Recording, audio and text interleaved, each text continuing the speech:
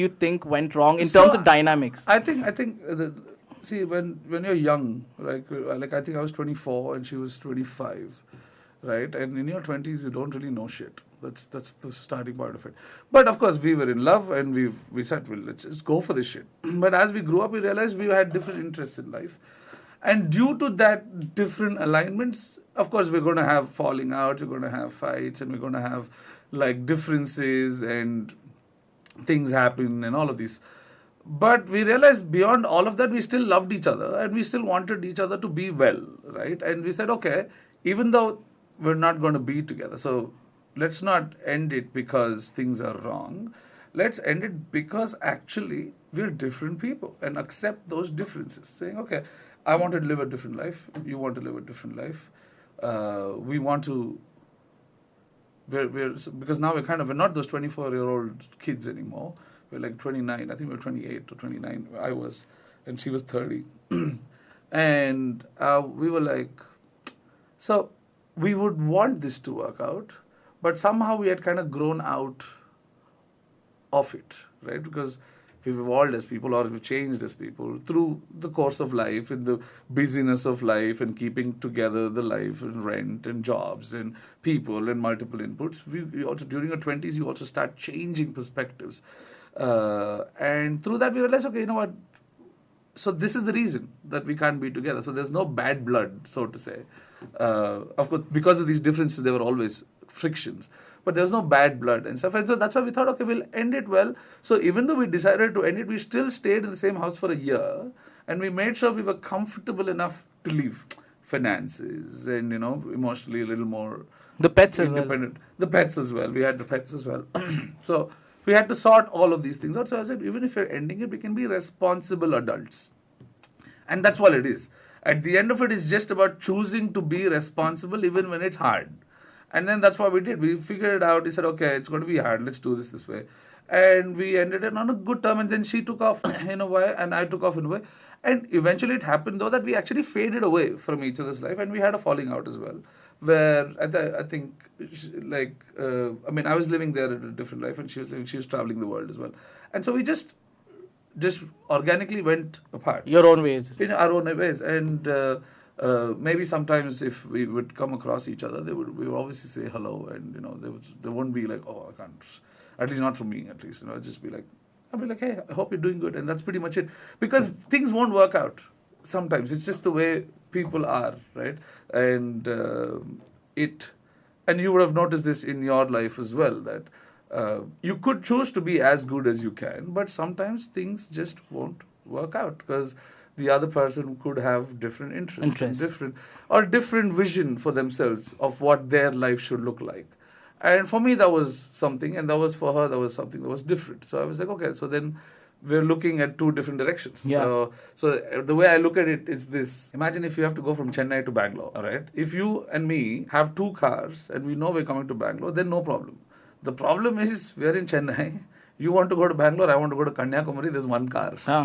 Then it becomes a problem, right? And then one of us have to get off. Yeah. One of us have to get off, and that's what this was. You couldn't recognize yourself who you were 6 years ago. Mm-hmm. But is that like a change that you decided to do to yourself? I mean, bring it upon you, or it was just that time has just done this to you? Both. Time and a conscious decision to kind of go beyond what I know, right? And that's something I always kind of pointed towards, saying, I want to go beyond what I know.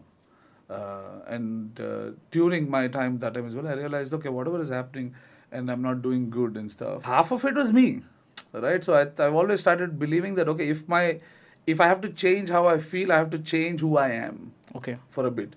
So that started, and then time. What also helped is like me moving to a whole new country and looking at life completely outside of the perspective. Like, because when you grow up in Bangalore, you go everywhere, everywhere, you're comfortable, you can get things done. You start over when you go out. Yeah, right. And then when I went abroad, I went back to being a student at 30. I went back to being a student, going to bachelor's at 20-year-olds, becoming broke, not knowing people there. That really put things in perspective, saying, okay, you have to keep gunning forward. And it was the best thing I've ever done. So it's nice. And I'll come back to that part, but also in terms like, you were just saying it was a conscious effort that you made to change yourself.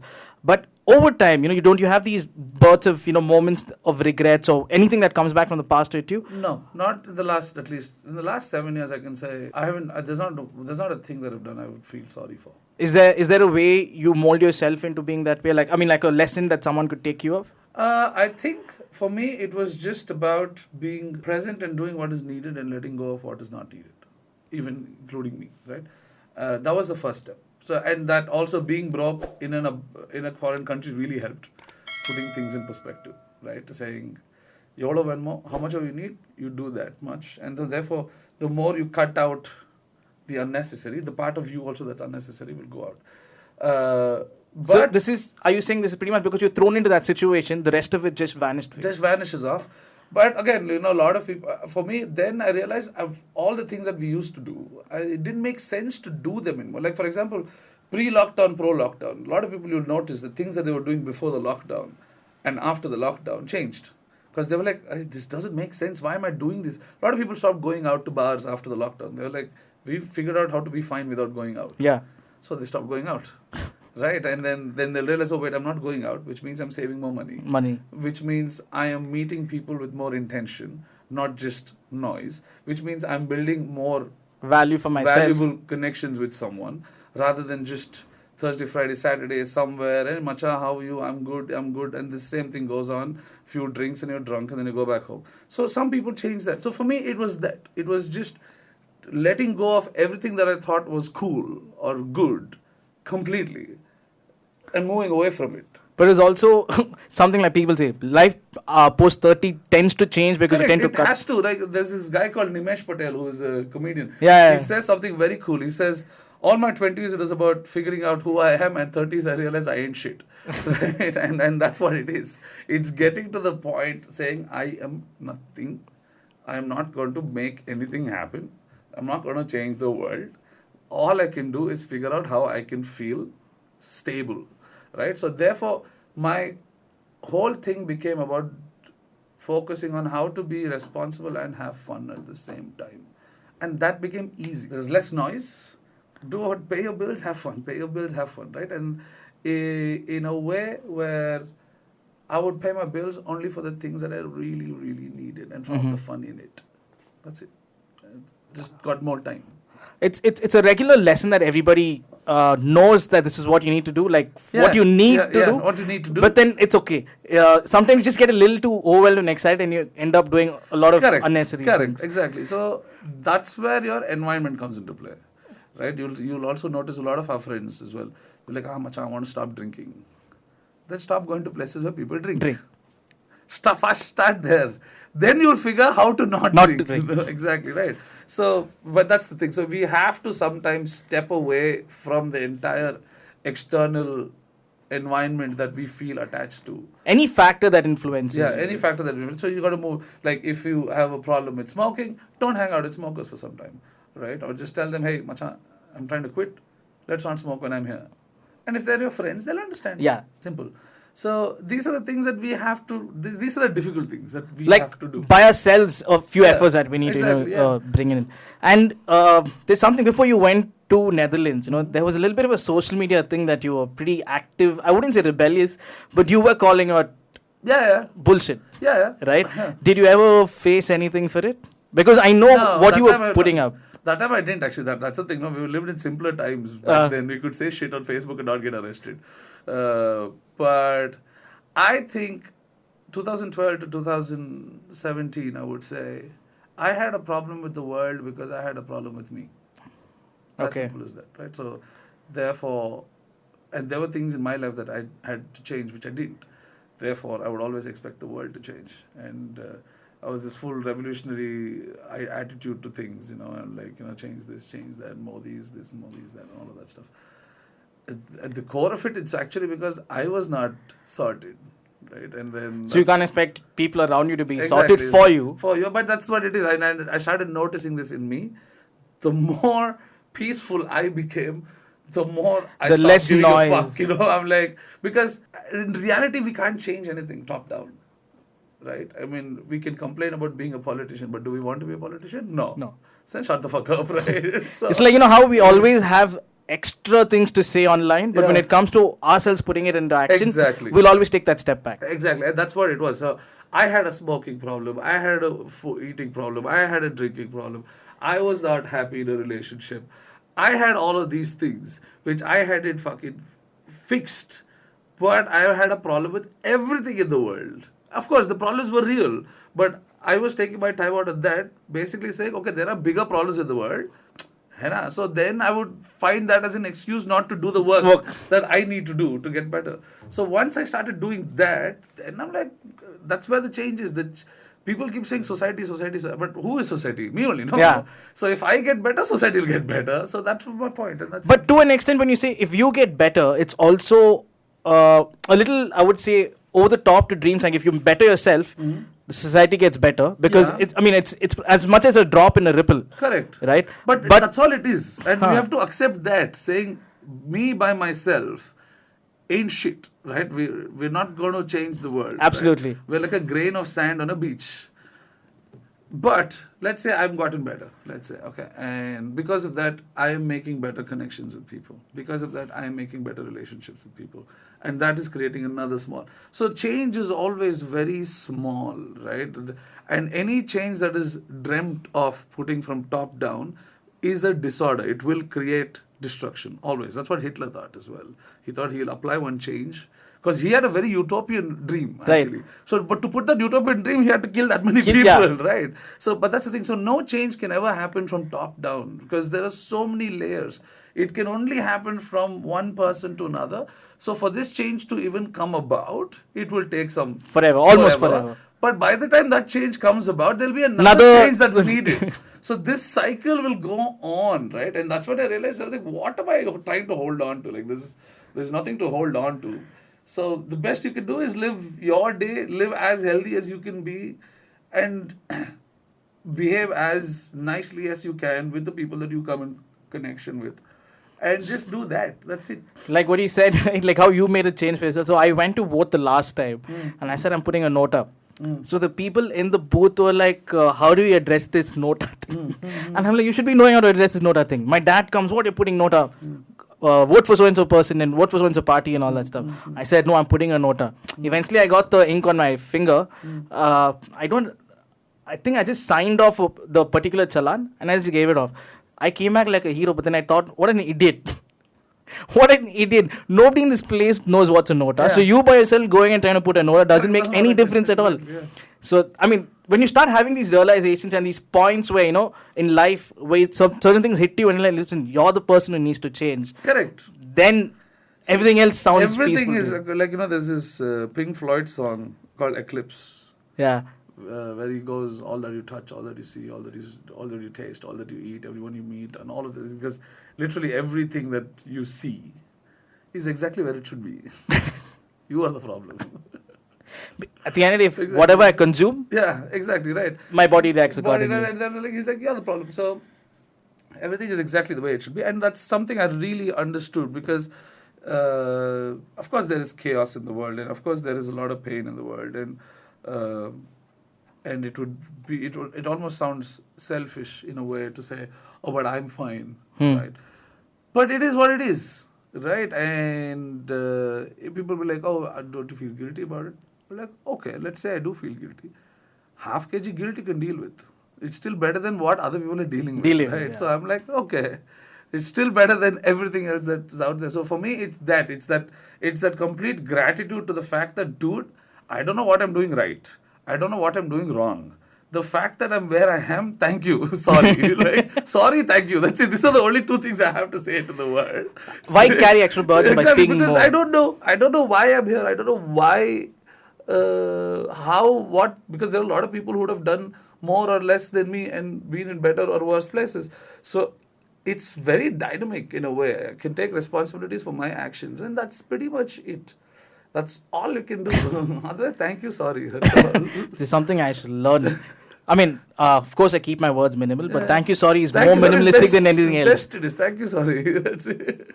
Well, thank you for coming, but also you went to Netherlands. Of all the places in the world, you chose to go to Netherlands. Any specific reason? I had a few very specific. One was business language is English. Okay.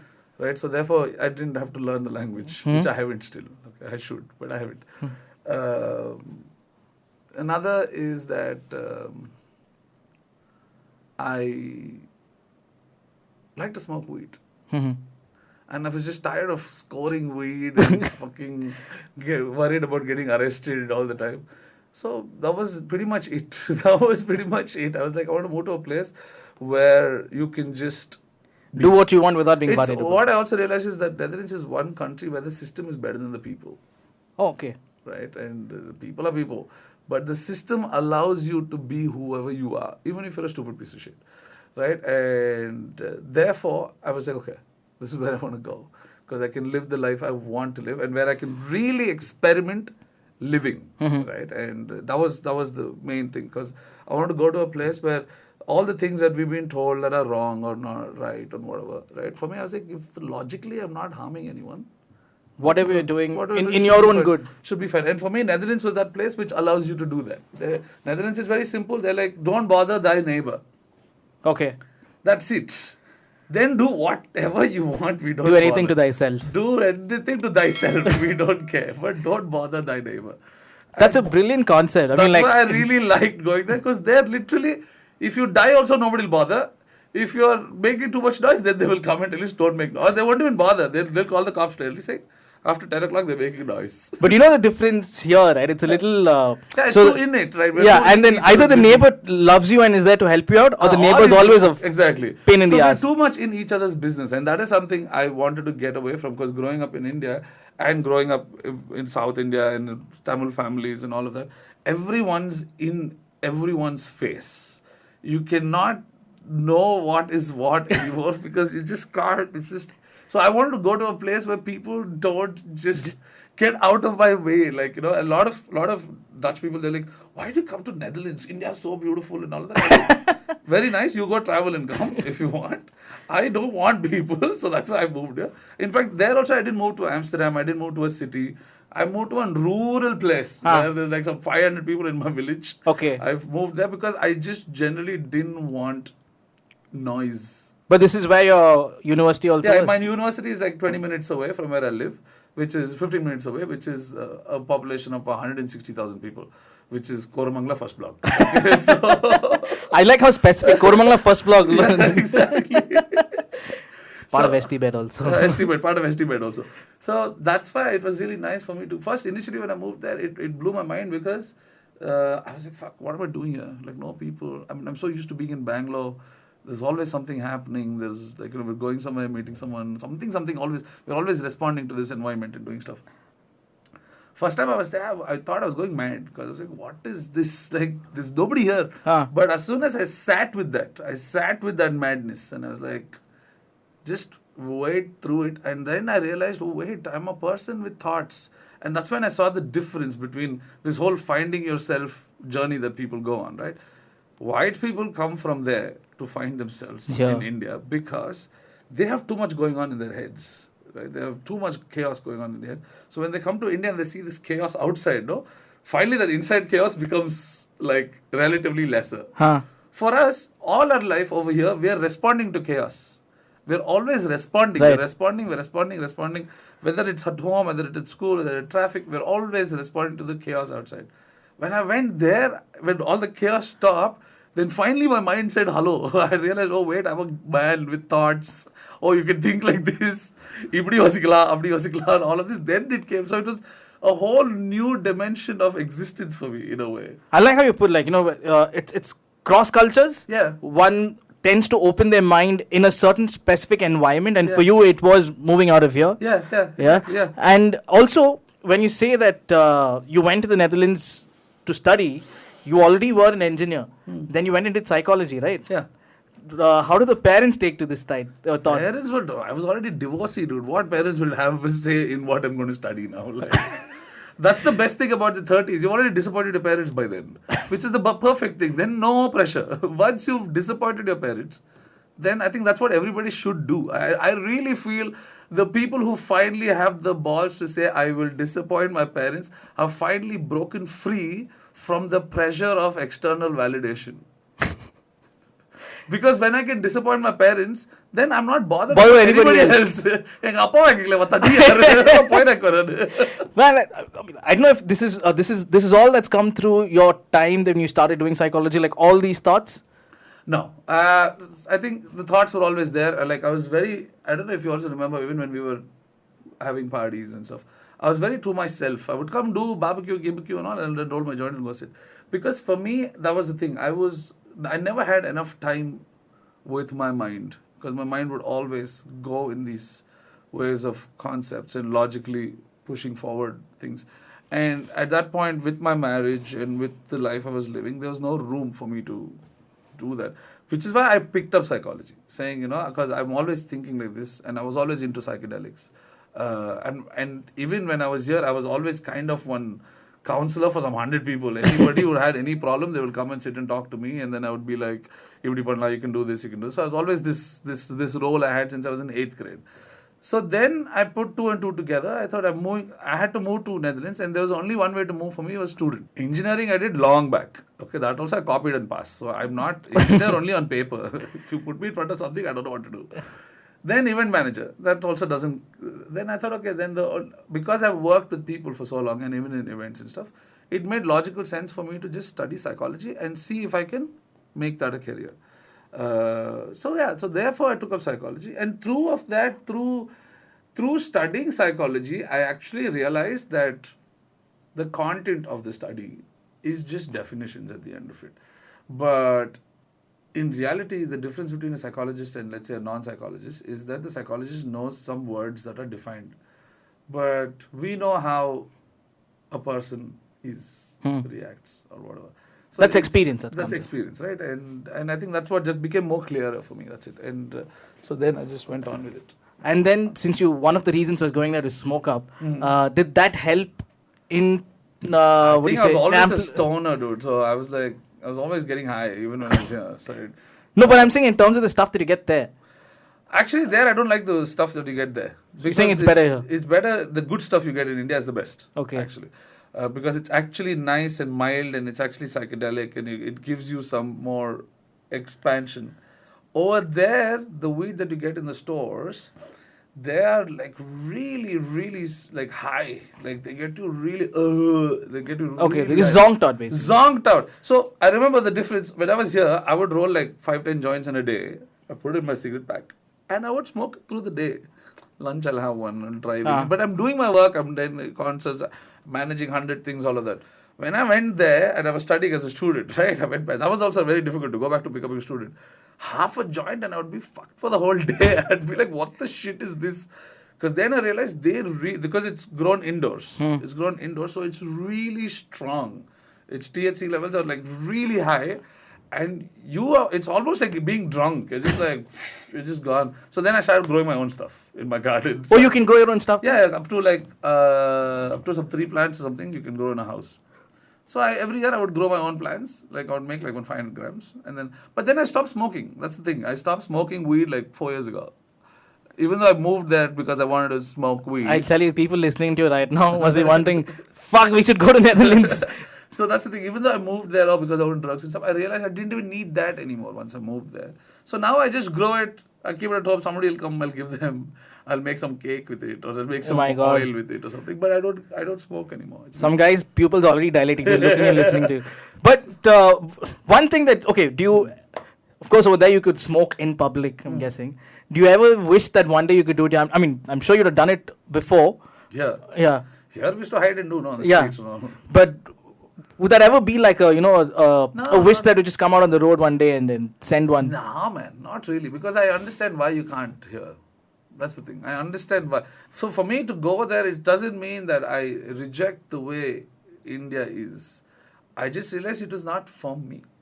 But I understand why things are the way they are here. What do you see? For example, like let's say getting high and stuff. When this whole, I think they're doing a little extreme with this whole drug bust they're doing right now.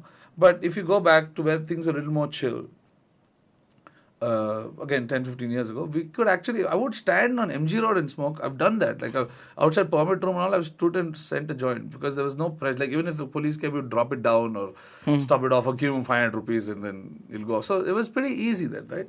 So I think the reason why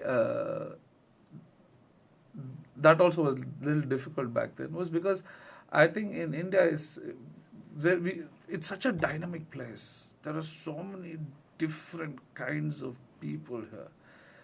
It's very difficult to gauge reactions in India. It's very difficult to gauge reactions in India. And because of that, because of this whole mafia of drugs and the bad drugs that you get here and stuff, I understand why they're registered. Of course, they could make it industrially legal and give it over the counter. That should be possible because then I think more than anything else, it would make it cleaner. It would make it safer. You don't have to smoke some rat poison shit.